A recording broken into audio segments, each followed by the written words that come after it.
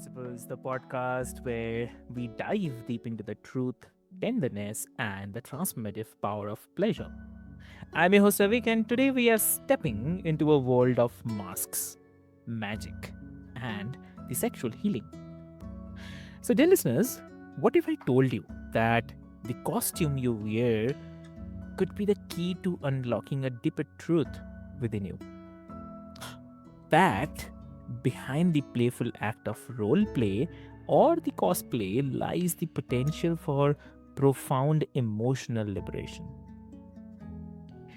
Yes, so our guest today knows that journey intimately. So please welcome Dr. Stephanie Hunter Jones, PhD. So welcome to the show, Dr. Stephanie. Thank you, and thank you for having me. And that was a beautiful introduction. Amazing. Thank you so much. And uh, dear Such a listeners, powerful and beautiful subject that doesn't get enough attention and has so much potential to heal. And so, thank you very much for having me on.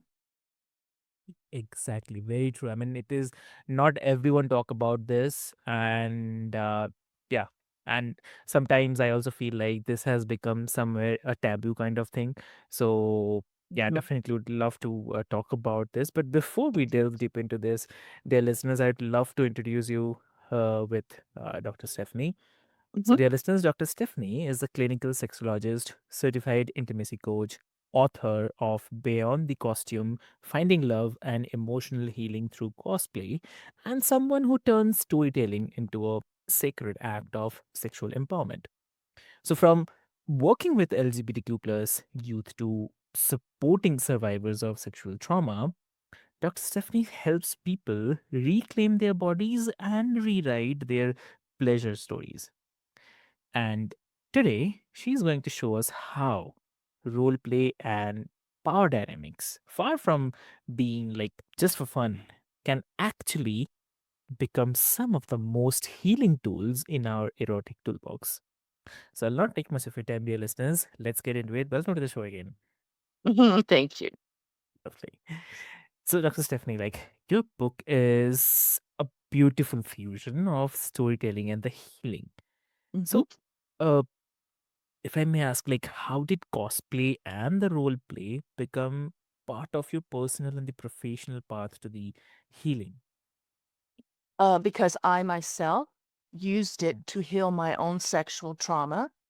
And I remember at the time, this was years ago, I carried a lot of shame for it.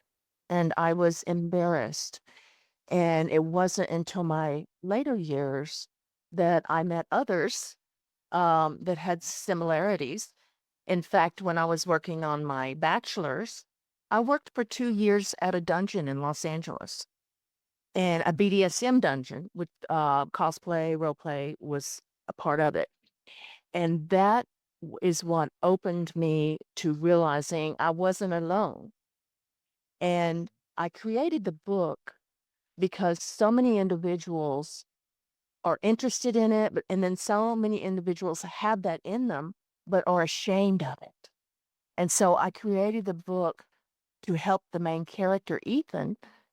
He had it since he was a child. As he grew up, learn to accept himself and use it actually as a tool to attract love and become who he wants to be in his life. Because when we accept who we are, that's mm, when we open the door to things that we desire. exactly. Very truly said. Yep. And if also like, how do you distinguish between escapism and embodiment when someone uses the role play or the cosplay to explore the parts of themselves? I'm sorry, you'll have to say that again. Well, okay. Apologize. So, Uh, and yeah, I'm saying like how you differentiate or distinguish between escapism and embodiment. that's a very good question.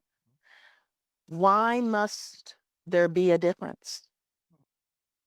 Because isn't part of our sexuality Mm, escapism and embodiment? yeah. So I question why there must be a difference. Mm, If you escape by yourself or if you escape with your partner to that place, mm, there's no shame in either. I worked with a female client that the only way that she could masturbate is by dressing up like Marie Antoinette and walking around her apartment for a couple of hours and being her. And then that freed her to masturbate and have a beautiful experience. That was escapism, and that was also embodiment. Mhm. So that's a great question. Yeah, definitely, definitely. And I mean, I have to say that, I mean, that really resonates because so many of us um grew up suppressing our identities, right? Like just to Mhm. feel safe or I'd say the accepted. And I really love that you are showing how stepping into costume can actually help us step out of the shame. So, Oh, absolutely. amazing. Now, Yeah. if you look at the furry community, which is something completely different than cosplay, they individuals use the furry to express themselves emotionally. They feel safe. It's not Mm, just about sex. It's a very important tool for individuals to express themselves. Cosplay is the same way. It invites in creativity, it invites in a safety, and you can be who you want to be. Let's say you have a hard time expressing your sexual desires to your partner, which is very common. I would encourage couples then to create a scene using characters where they dress and they become that character. And I have to say, it's almost 100% effective that they grow from it. They're able to express what they want as sort of this character versus who they are. yeah. And then we process it afterwards, how it was for them. Why was it Mm, difficult for them to share without the costume? And so they grow together in that way till they can use cosplay or they don't have to use cosplay. But it is a tool to get the ball rolling. yeah. Mm, true. And you don't have to be alone, by the way, if you're single. There's many cosplay communities out there that are wonderful that you can find a partner to play. Mm, And it does not have to always be sexual. yeah. We must remember that. Mm, extremely true. Yeah. So like um if you also talk about, but you talk a lot about power dynamics, not in the kink but in everyday life, like Right. uh, so how do play scenarios help people consciously explore the power, consent, and autonomy? What do you say? Mhm. I would say one of the number one um, causes of couples not connecting sexually is power dynamic by power, excuse me, power dynamics. Now, what do I mean by that? Sometimes we don't even realize that power is at play within the relationship. One person could have a little bit more control over something that they don't even realize it. And so the other partner is unconsciously either shutting down sexually or withholding sex to reclaim the power in the relationship. So what I usually do, after a couple of sessions, I can tell what's going on with the couple and what directions Mm, that I need to take them. yeah. So what I usually do if I know that there is a power dynamics at play, before I even describe to them what I think it is, I assign them two role plays. One is where the one partner is in the position of power and the other is more submissive. And then they flip it for the next role play. And then what we do is we discuss how it felt Yeah. and what it brought up for each of them. And then I explain how power is playing in their relationship, playing a role. And they usually get it. They're like, oh my gosh, yeah. And usually what they'll say is one will say, I was uncomfortable with this role, but I was felt great with this role. Mm, And vice versa. yeah.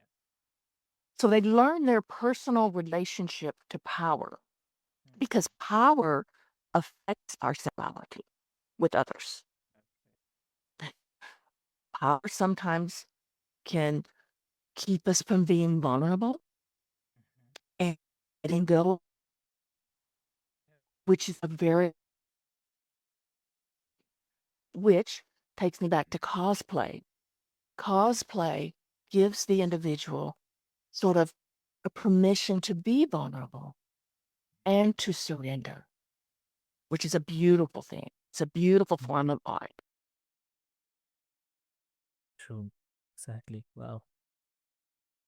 And and like, do you find that certain roles or the dynamics people um gravitate towards um reflect parts of their healing journey, like reclaiming power, processing trauma, or even maybe reconnecting with the emotions also, like Mhm. what do you say?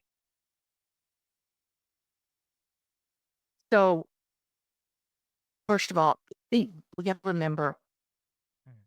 and what I'm going to say is probably going to be it's going to be challenging for some of your listeners, but I just invite everyone to have an open mind here.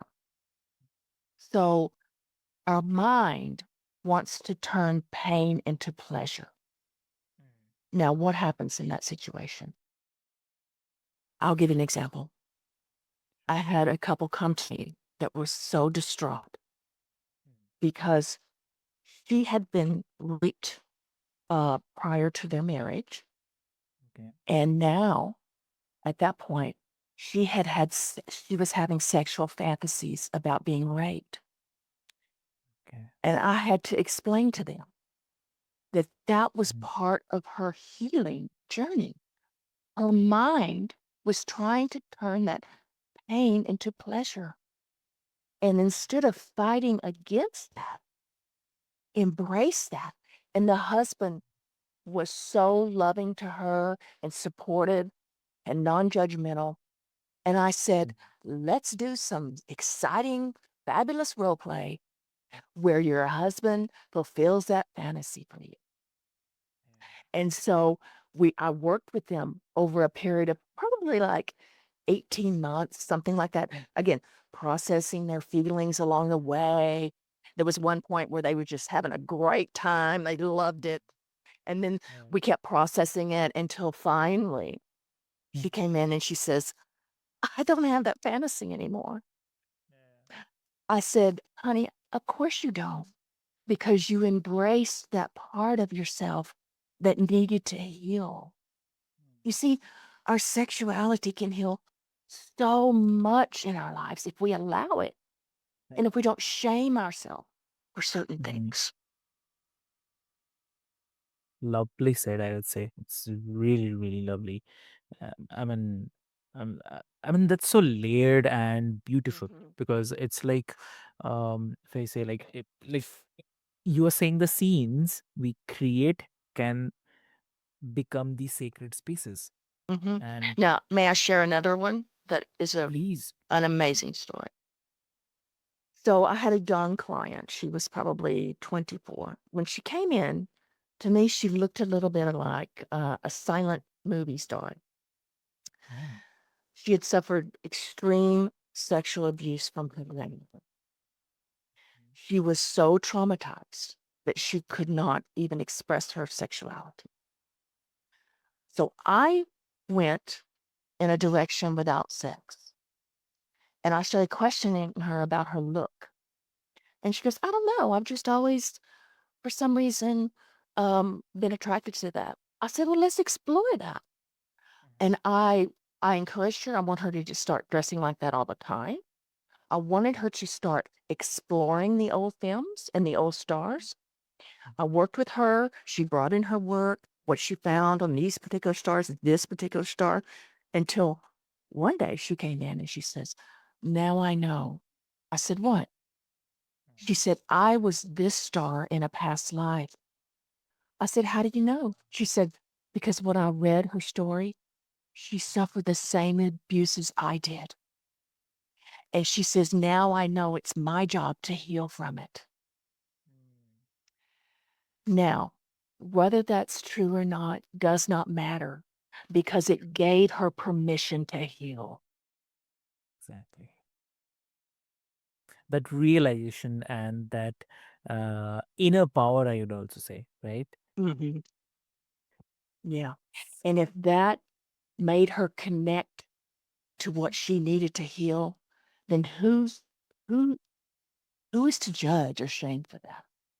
Exactly. In fact, that should be celebrated to individuals that use more creative tools to heal. Exactly. Wow. Lovely. I mean, thanks for sharing this because this will this definitely gonna resonate with a lot of listeners. I believe dear listeners, I believe maybe if you're listening right now or you'll be listening later, um, maybe uh, I mean, you are in your bedroom or in your dining and you're thinking about this, listening. So don't fear, just Mhm, relax, take that time, and mhm, definitely there is a way. mhm. So, Right. You know, may I also say that I know in most societies, sex is so serious. yeah. While there is a part of it that is, don't misunderstand me, there's a huge part of it that is supposed to be playful and fun. And a lot of times we miss out on that. Penetration and orgasm is a very small part of sexuality. It's a very small part. There's so much more you can explore within your sexuality if you give yourself permission to play and have fun. Hmm. Wow. Wow. And like I was mentioning about the listeners, so like many of our listeners grew up in a like you mentioned about like the sex is somewhere um it's very kind of serious thing or it's a very taboo thing. So maybe Mhm, we'll also take this scenario as well. Like many of our listeners also grew up in a deeply religious or conservative environments. mhm, The perfect word, conservative. So uh, where even thinking about pleasure felt a taboo, right? mhm, So, how does your trauma informed or the pleasure positive approach help people unlearn the sexual shame? mhm. Well, that's a great question because unlearning is a personal choice. I always have a high success rate with clients that come in with an open mind and they're willing to get out of their comfort zone. Mm, Now, we did not come out of the wound of our mothers with these sexual taboos. We came out sexual beings. We felt our feelings. We cried. We were hungry. We wanted to, as we grew up and 1, 2, 3, 4 years old, we wanted to touch ourselves. That is normal. We had normal feelings. But along the way, there are individuals that mm, molded and controlled our sexuality to keep us under control. So we have to explore our personal sexual history. Where did that come from? And is that my sexual truth? Do I even know my sexuality? Our sexuality is an amazing energy that we can use not just for sex. You anything you do in your life that you feel passionate about or that you're good at or you feel excited about, you're using your sexual energy. And anything you do using your sexual energy, you're going to be great at it. So I always try to work with individuals to get in touch with that energy by other ways of using it through gardening, through art, through cooking, what brings you that passion? And then what does that energy look like and feel like in that moment? That's your real energy that was suppressed. yeah, And then exploring that then in ways in the bedroom. exactly. There's a whole world within your sexuality. It's a magical Mm, world. very true. Yeah. Yeah.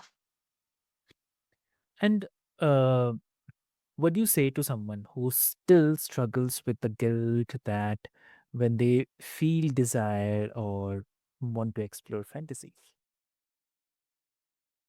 So guilt is the opposite of love. So I would say in that moment that you're feeling guilt, are you coming from a place of love? Mm, If the answer is no, then you might want to take control of your emotions. Now, the only we can control as human beings, we can control our emotions.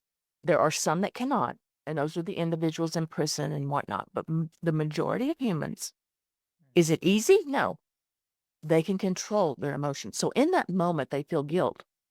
They can say, now, am I coming from a place of love? Love for myself? Love for my partner? There's no way. If you're feeling guilt, you're not in the place of love. You're not.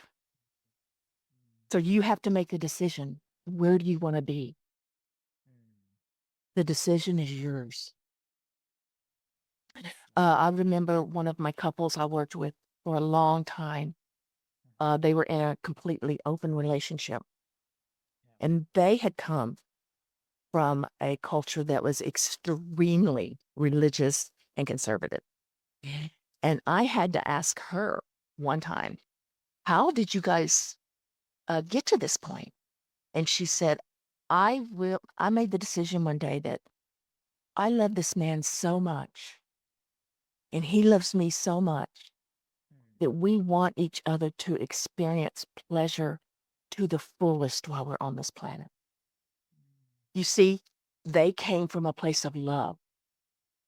mm, That's when I know couples come to me and they're wanting to open up the relationship or explore, first I have to find out the reasons why.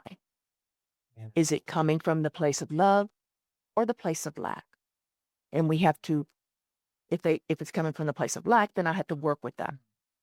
mm, Um, so, but again, if you're feeling guilt, you're not in the mm, place of love. They cannot coexist together. exactly. Mhm. Wow. So, wow. I mean, it's really, it's wild how deep that shame can run. And Yes. yeah, and I really appreciate like how you normalize the curiosity and make a room for pleasure to be kind of emotional, deeply human, and not just physical. So, yeah. hmm Right. You know, when I was working at the dungeon, I would have clients that would come in and they would just want to do role plays, Okay. non-sexual, just role plays, and some unique ones. One was this one man. Every time he came in, he was a preacher from the 1700s, and I was a witch, and he had to convict me and burn me at the stake every time. And I in the moment I thought that was so fascinating, interesting. And now, even now, I don't know why he needed that. Was it past life? Was there something in his DNA that maybe his ancestor was that way? I don't know, but it brought him joy and happiness every time, and I thought it was just so fascinating. Yeah. And there were many individuals that would come in to do role play like that. So I think it's a little bit more common than what we think. But then because of the shame of it, we're afraid to talk about it. Like, it shouldn't be that way. Like, we gotta stick with the rigid rules of the seriousness of the way sex should look or the way emotions should look. Mm, exactly. Wow. Wow. Amazing. Lovely. Mhm, And like some people dismiss role play, cosplay, or kink as just like fringe or fetish. mhm. But your work argues the opposite. So why do you believe that these practices can be not only legitimate but be deeply therapeutic also? Absolutely. Now, can they also be a fetish or a kink? Yeah, they can, but they don't always have to be. But and if they are a fetish and a kink, that's okay. That's okay too. And usually when they're a fetish and a kink, they happen usually in childhood then. Growing up, that's why I start my character in my book as a young boy. He already knew his character at that moment, and he was ashamed of it. Kinks and fetishes start in childhood. You know the difference in a kink and a fetish? Uh, yeah, I mean, if we can share. Sure. Yeah. A kink is just something that turns you on, but you don't have to have it to be aroused or to orgasm. A fetish is something that you need to be aroused and to orgasm. And just as many women have it as men. And there's no shame, but you have to understand if you get a partner that has a fetish, you're marrying that fetish too. You're with that fetish, and you have to understand that and not shame them over it over time. So it takes a very special individual to understand that someone with a fetish is very unique and special and to embrace that. Exactly. Ooh, lovely. Wow. Mhm. And Yeah. Fetishes, yeah. by the way, there should be no shame on fetishes or kinks. Those again should be celebrated. Mhm. I'm sorry, what were you gonna ask? Yeah, no, no, I'm saying like that's true. That's true, definitely. Mhm.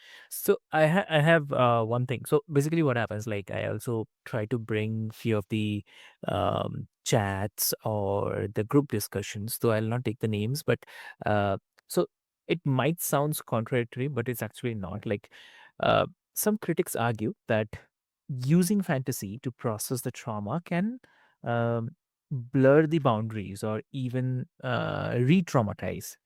So, how do you ensure that these tools are used ethically and safely as well? Yeah. Well, I would wonder about those critics and where they're getting their information from, because most of the studying I've done has been the opposite. And I would also would like to know their personal views on it. Mm. Um, there's a lot of um, critics out there that shame people that have sexual fantasies. And our mind is a very important tool in our sexuality and in our healing. And I would completely disagree that if someone came to me and said they're having these type of fantasies, I would not sit there and shame them and tell them you're going to damage yourself more. Why? Because if you do that, it makes the fantasies out of control. So you have to give them permission. It's only a fantasy. And by giving it permission, I promise you, I've worked with I have seen it over the years, over and over again. I have had the experience. It goes away. No matter the fantasy, if you encourage them to embrace it and it's just a fantasy, it over time it goes away. Because if we're running from something and we're Mm. scared and shamed of something, it's going to haunt us for the rest of our life. But if you stand up to something and you face it, it's going to flee eventually. So I would just strongly, due to my experience and my own personal experience, I would strongly disagree with those critics. So, Understood. Thank you so much for sharing that.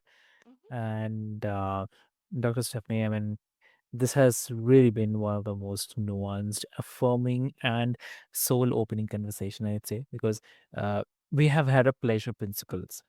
And Mhm. you have reminded us that sexuality is not something that we need to fix or Right, fit into. It's something that we get to feel, explore, and own. So, right, exactly. I exactly. mean, yeah. How Thank you. beautifully said. Yeah.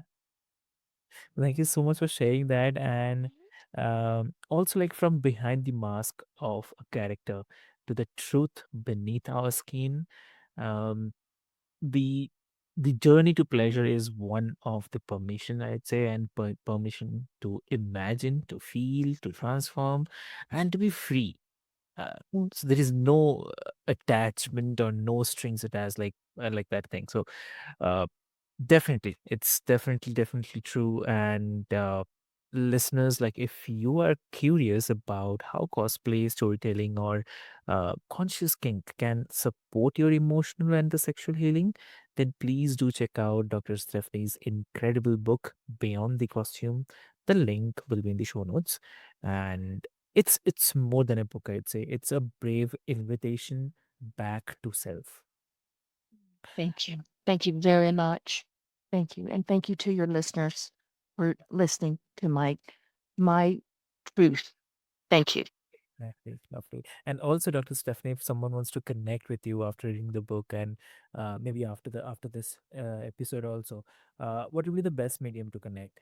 My website, it's stephaniehunterjones.com. And everything's on there, my media, my artwork, my books, everything, appointment information, anything they might need. And that's stephaniehunterjones.com. Amazing. So, dear listeners, I'll put this link as well into the show notes for your easy reference. And Thank you. as always, I invite all of you to reflect what parts of yourself are longing to be seen. Where could play lead you into the power, and also like what would it feel like to say yes to you? So with this hope, until next time, stay curious, stay compassionate, and never stop reclaiming your pleasure. So thank you so much.